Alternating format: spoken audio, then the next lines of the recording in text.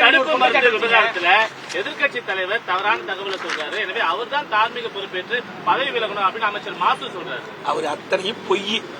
அதுக்கே தகுதி இல்லாத ஒரு அமைச்சர். இன்னைக்கு இருக்கிற அமைச்சரவையிலே தகுதி இல்லாத அமைச்சர் பார்க்கின்ற பொழுது மக்கள் நல்வாழ்வுத்துறை அமைச்சர் தான். பலமுறை இப்படித்தான் வாங்கி கட்டிக்கிறார். நல்லா தன்னை ஊடகம் இருக்கிறீங்க, பத்திரிகை இருக்கிறீங்க, நீங்க எல்லாமே சிகிச்சை பெறுவர்களை போய் பார்த்தீங்க. என்னென்ன பாதிக்கப்பட்டவர்களுக்கு என்னென்ன சிகிச்சை அளிக்கப்பட்டது, என்னென்ன மருந்து கொடுத்து எல்லாத்துக்கும் தெரியும். 19/6/2024 அன்று கள்ளச்சாராயம் குடித்து பாதிக்கப்பட்டவர்கள் மருத்துவமனையிலே சேர்கிறார்கள். விழுப்புரம் மாவட்டம், விழுப்புரம் மருத்துவமனை, சேலம், அதோட கள்ளக்குறிச்சி எல்லா இடத்துலயும் சேர்க்கிறாங்க, பாண்டிச்சேரியில் சேர்க்கிறாங்க. அப்பொழுது இது மெத்தனால் குடித்ததாக சொல்றார். அப்படி மெத்தனால் குடித்தால் அத முறிவு, அந்த விஷ முறிவை கொடுக்கின்ற இன்ஜெக்ஷன் வந்து கொமிபைசோன். அந்த மருந்து இன்ஜெக்ஷன் தான் குணப்படுத்த முடியும். அந்த இன்ஜெக்ஷன் இல்ல.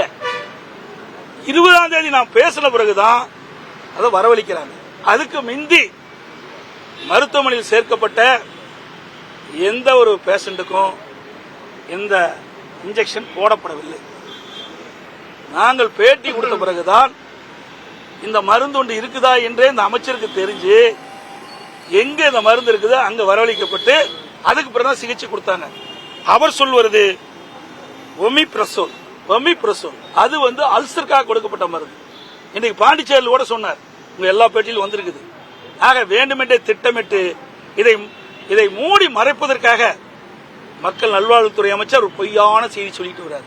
அவர் தான் ராஜினாமா பண்ணணும்.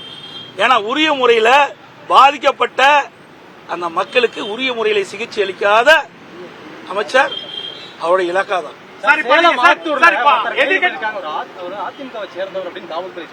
அதிமுக இல்ல, நான் பேட்டி கொடுத்தாச்சு, எல்லாம் கொடுத்தாச்சு, தப்பா போட்டா நாங்க மாநஷ்டங்கள் போட்டுக்கோம்.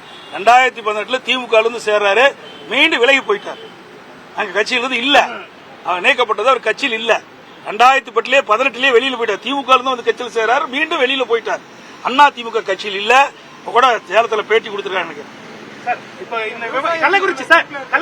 அது மட்டும் இல்லைங்க, எந்த கட்சி சார்ந்தவர்கள் இந்த கள்ளச்சாராய விற்பனையில் ஈடுபட்டாலும் அவர்கள் தண்டிக்கப்பட வேண்டும்.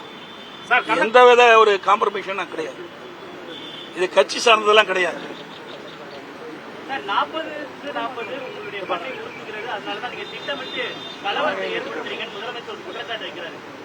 எந்த இடத்துல கலவரம் ஏற்பட்டு சொல்லுங்க. பத்திரிகையாளர் ஊடக நம்பர் இருக்கிறீங்களா? எந்த இடத்துல கலவரம் நடந்திருக்குது? நாங்க அறவழியிலே நியாயம் கிடைக்க வேண்டும் என்பதற்காக போராடி கொண்டிருக்கிறோம். நேற்றைய தினம் கூட அனைத்து இந்திய அண்ணா திராவிட முன்னேற்ற கழகத்தின் சார்பாக ஆர்ப்பாட்டம் நடத்தினோம். இந்த ஆர்ப்பாட்டம் ஒரு பக்கம் மக்களுக்கு விழிப்புணர்வு ஏற்படுத்துகின்ற ஆர்ப்பாட்டம். கள்ளச்சாராயத்தால் மரணம் இவ்வளவு பேர் இருந்திருக்கிறாங்க, இவ்வளவு பேர் பாதிக்கப்பட்டிருக்காங்க. இனி எதிர்காலத்தில் யாரும் கள்ளச்சாராயத்தை பெருகக்கூடாது. கள்ளச்சாராய விற்பனை செய்தால் உடனடியாக காவல்துறைக்கு தெரிவித்து நடவடிக்கை எடுக்கப்பட வேண்டும். அதோட இந்த கள்ளச்சாராய மரணத்திற்கு நீதி கேட்டு போராட்டம் நடத்தணும். இந்த மரணத்திற்கு பொறுப்பேற்று முதலமைச்சர் ராஜினாமா செய்ய வேண்டும். இது விசாரணை நியாயமாக நேர்மையாக நடைபெற வேண்டும், சிபிக்கு ஒப்படைக்க வேண்டும் தான் நேற்று ஆர்ப்பாட்டம் நடத்தணும். ஆனா ஆர்ப்பாட்டத்துக்கு பல இடத்துல காவல்துறை அதிகாரிகள் தடை போட்டாங்க. சேலத்தெல்லாம் ஸ்டேஜ் அமைக்க விடல, சேர்ல பேசினா போனாங்க. இன்னைக்கு நாகப்பட்டினத்தில் கார் மேல ஏறி பிரச்சாரம், கார் மேல ஏறி இன்னைக்கு அந்த கோஷம் போட்டாங்க. இன்னைக்கு தமிழ்நாடு முழுவதும் ஆங்காங்கே காவல்துறை அதிகாரிகள் இந்த ஆர்ப்பாட்ட நிகழ்ச்சிக்கு வந்தவர்களை தடுத்து நிறுத்தி திருப்பி அனுப்புனாங்க. ஆக மக்களுக்காக நடைபெறுகின்ற போராட்டம் இது. எந்த அரசியலும் கிடையாது, எந்த உள்நோக்கம் கிடையாது. இன்றைக்கு பாதிக்கப்பட்ட மக்களுக்கு நியாயம் கிடைக்க வேண்டும்.